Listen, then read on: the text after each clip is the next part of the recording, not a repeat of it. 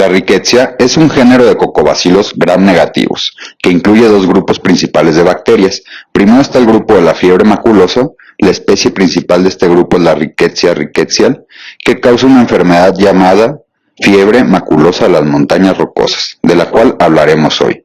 Y en segundo lugar está el grupo tifus, de especies rickettsiales, que causan diferentes formas de tifus. Este grupo incluye Rickettsia prusacea, el que causa una enfermedad llamada tifus epidémico, y Rickettsia antifi, que causa tifus murino, también llamado tifus endémico. La Rickettsia rickettsii son pequeñas bacterias que miden solo 0.7 a 2 micromilímetros de diámetro. Tienen una membrana plasmática rodeada por una microcápsula y dentro de la bacteria hay un citosol que contiene ribosomas y un solo cromosoma circular.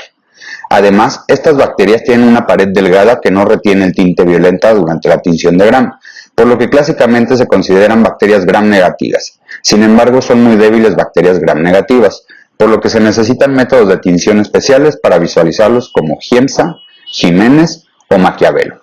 Así que en la tinción de Giemsa, las bacterias aparecen de color púrpura, en un fondo azulado. En la tinción de Jiménez se ven rojas sobre un fondo verde azulado, y en la tinción de Maquiavelo se ven de color rojo brillante sobre un fondo azul.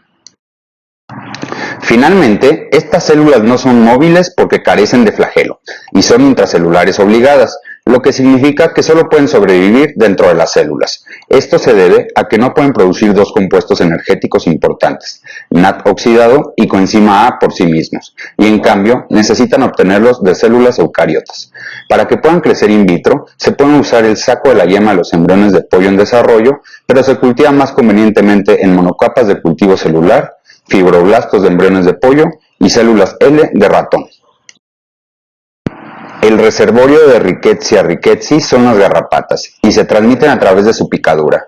Sus hospedadores pueden ser los perros, algunos mamíferos como vacas y cabras, en roedores y en los humanos, por lo que se considera zoonótica. Una vez que ingresa al cuerpo, causa diversas enfermedades.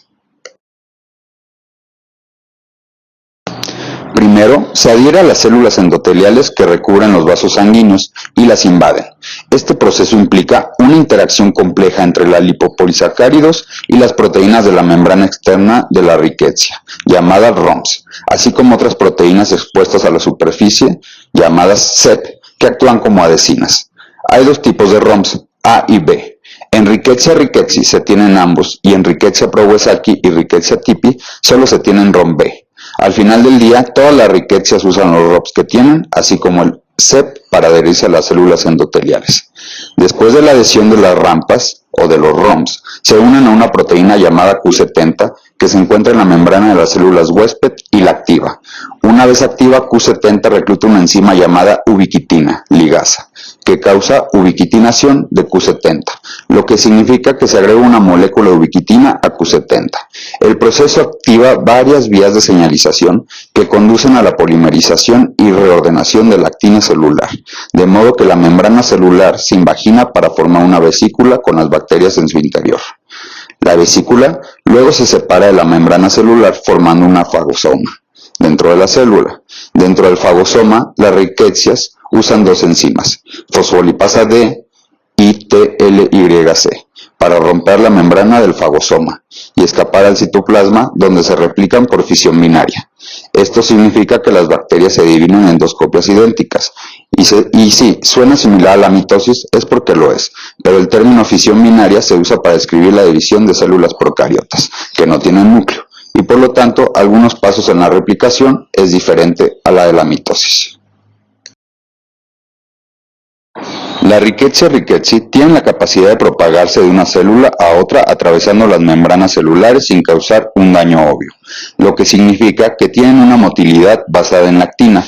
Tienen un montón de proteínas que reclutan filamentos de actina de la célula huésped en un extremo, para formar una cola. Se reclutan más filamentos de actina sin polimerizar detrás de las bacterias y las empujan hacia adelante como un cohete a través del citosol, y hacia protuberancias en forma de dedos en el lado lateral de la célula llamada filopodios. Las bacterias que contienen protuberancias pueden extenderse varias longitudes bacterianas lejos de la célula. Luego las bacterias son fagocitadas por las células adyacentes, transfiriendo así la bacteria a esa célula. Este proceso permite que la Rickettsia se mueva a velocidades asombrosas de hasta 4.8 metros por minuto. causando daño a las células endoteliales y a los vasos sanguíneos pequeños. El mecanismo aún no se comprende muy bien. Las células endoteliales dañadas pueden sufrir necrosis o apoptosis. La necrosis celular es inducida por las bacterias, mientras que la apoptosis es una muerte celular programada inducida por mecanismos efectores inmunes, tales como los linfocitos T y citotóxicos CD8 positivos. Las células con necrosis estallan y derraman su contenido interno en las células vecinas, y esto atrae a las células inmunes cercanas y desencadenan una respuesta inflamatoria. Las células inmunes liberan proteasas que con enzimas que degradan proteínas y también enzimas que reactivan el oxígeno, son inestables y dañan otras células. Con apoptosis, la membrana celular desarrolla ampollas. Las ampollas son estructuralmente débiles, por lo que comienzan a desprenderse de la membrana celular, y esto trae a los macrófagos cercanos que comienzan a limpiar el desorden al comerse estos fragmentos de células. Este proceso no causa tanto daño en las células circundantes. Por tanto, con la necrosis como con la apoptosis, los leucocitos también devoran algunas bacterias junto con los desechos celulares, y la digestión de estos libera sustancias microbianas dañinas que causan daño colateral a los tejidos circundantes, resultando en vasculitis linfohistiocytica, que es una inflamación de los vasos sanguíneos causados por linfocitos y macrófagos. La lesión de los vasos sanguíneos pequeños aumenta la permeabilidad y conduce a la fuga del líquido del torrente sanguíneo al tejido. Más específicamente, el líquido pasa de los vasos sanguíneos pequeños al espacio intersticial, que es el espacio entre las células. Esto da como resultado edema, hipovolemia, hipotensión e hipoalbuminemia. Además, si se acumula líquido en el cerebro, puede causar encefalitis. En el corazón puede causar miocarditis y en los pulmones puede causar edema pulmonar. Finalmente, la inflamación y el daño a los vasos sanguíneos activa las plaquetas, genera trombina y activa el sistema fibrinólico, creando un estado procoagulante que consume plaquetas y factores de coagulación.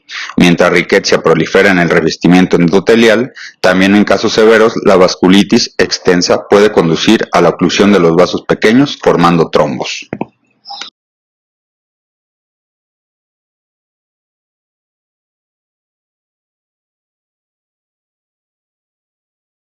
Tenemos diferentes especies de Rickettsia y aquí englobaremos a los dos principales grupos. El primer grupo de las fiebres manchadas, una de sus especies es la R. conori, con su vector garrapata y hospedador perro. El siguiente es la Rickettsia felis, con su vector pulga de gato y el hospedador perro, gato y otros mamíferos. La Rickettsia eslovaca, con su vector garrapata y su hospedador diferentes mamíferos salvajes y domésticos. Rickettsia rickettsii, que su vector es la garrapata, hospedador roedor, perros, algunos mamíferos como las vacas y las cabras, y los humanos.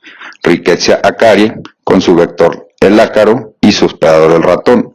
Y tenemos el grupo de las fiebres tíficas, con la Rickettsia typhi, que su vector es la pulga de rata y su hospedador es la rata. La Rickettsia prowazekii, que su vector es el piojo corporal y el hospedador es el ser humano. Y la Rickettsia oriental tsutsugamushi, que su vector es el ácaro y el hospedador es el roedor. Como podemos ver, están distribuidos por alrededor de casi todo el mundo, desde el Mediterráneo, Europa, América, Asia, África y sudeste asiático.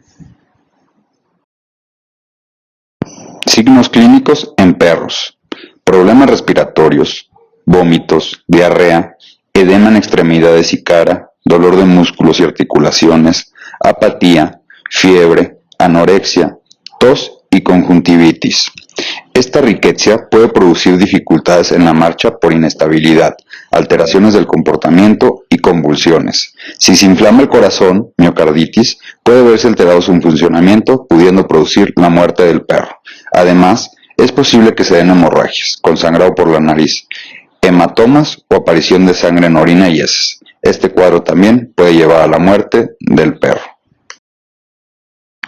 Diagnóstico: realizaremos una prueba estándar de líquidos, un conteo sanguíneo completo, CBC, un perfil bioquímico y un análisis de orina. El diagnóstico suele hacerse mediante la determinación de anticuerpos, siendo inmunofluorescencia el método de referencia.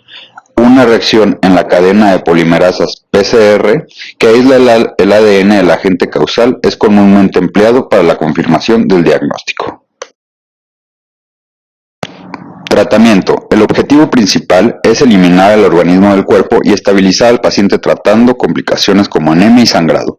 La terapia estándar es administración de antibióticos junto con antiinflamatorios para reducir la hinchazón e inflamación de 2 a 3 semanas, terapia de fluidos para mantener la hidratación y transfusión sanguínea en caso de anemia severa.